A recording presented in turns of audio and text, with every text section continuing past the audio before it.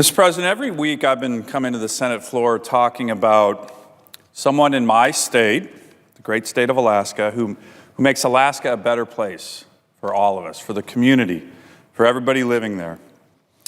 I call this person our Alaskan of the week, and to be honest, it's one of the most fulfilling things I get to do as a U.S. Senator, recognizing back home and across the country special people in my state.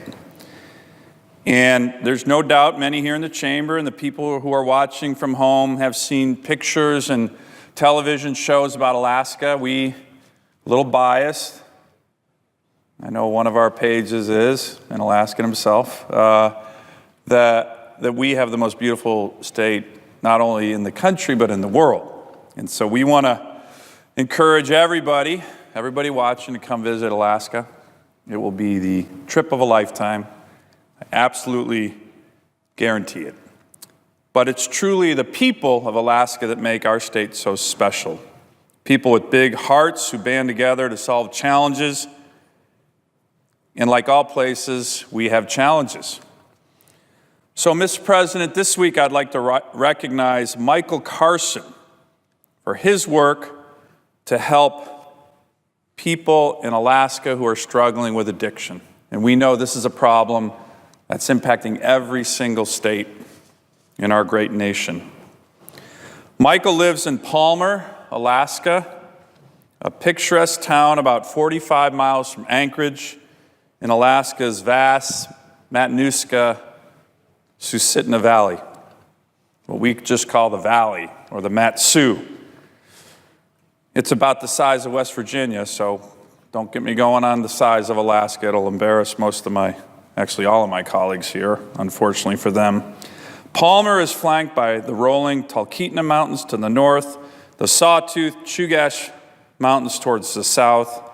It is a close-knit community where most people know each other. Many people in Palmer, in the Mat-Su, and across the state know Michael Carson's name. Like many Alaskans, Michael's story is one full of adventure.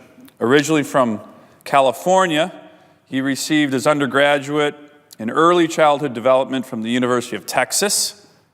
After hitchhiking through Africa and spending a summer in Mexico, he took a job teaching in Nome, Alaska in 1974. A few years later, he moved to the Mat-Su. He taught our students for many years. He retired from teaching, but his yearning to help people, particularly our youth, did not leave him. He got a job at Covenant House in Anchorage, which is a homeless youth shelter. A wonderful place, by the way. I'm a little biased on this one. My wife, Julie, happens to work at Covenant House. And Michael's shift started 8 p.m. and ended at 8 a.m. That's what he was doing at Covenant House. He spent those hours walking through the city, reaching out to kids on the streets, sharing his own story, and inspiring our youth. Because his story also involves recovery. Mr. President, it's a privilege to say here on the Senate floor that Mike has been sober for 29 years. Eventually realizing that kids in the Mat-Su Valley also needed a place to go when they were in trouble and needed help. Michael and another incredible constituent of mine, Michelle Overstreet, founded My House in Palmer, a place that provides services like job assistance, access to health care, clothing, food, and showers for homeless youth. Michael still sits on the board, still remains a champion for all youth, particularly those in recovery and the homeless or disadvantaged. He leads recovery groups on site weekly, as well as meetings with clients who are struggling. He has also volunteered to host recovery groups at the Mat-Su Youth Detention Facility for the past 13 years. Michael has helped many young people get sober and stay sober. In Michelle Overstreet's words, quote, "It's not uncommon for youth to come in to the center and drop by, homeless or just out of juvenile detention, and ask specifically for Michael, to come in and say that he helped them somewhere along their journey through life to sobriety, and just come in and say, thank you, Michael. Mr. President, most of us know that our country is in the midst of an opioid crisis, one that has become an epidemic in many places across the country. In 2015, more people in America died from overdoses, over 52,000, most of which were linked to opioids and heroin, than car crashes or gun violence. On Wednesday morning, Alaskans awoke to a disturbing headline in the Alaska Dispatch News, quote, Anchorage is seeing a dramatic surge in heroin overdoses. Now, Anchorage is the largest city in Alaska. It's my hometown. That article said since May 1, there have been more than 2 overdoses a day in Anchorage. 34 overdoses in just a little more than 2 weeks.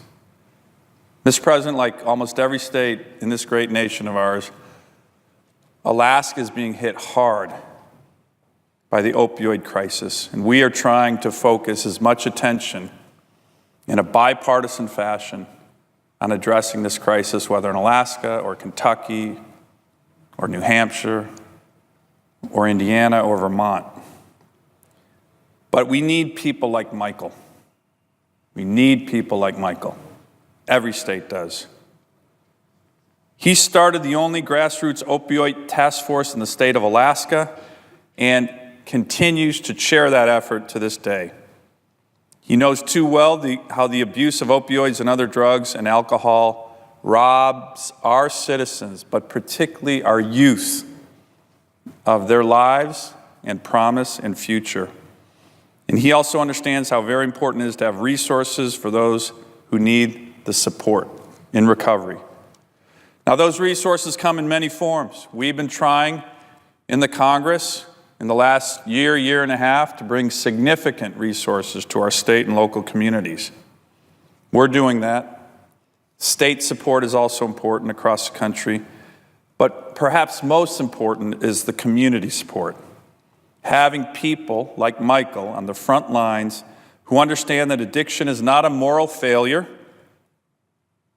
and that people who are suffering need help. They need help, not moral judgments from us.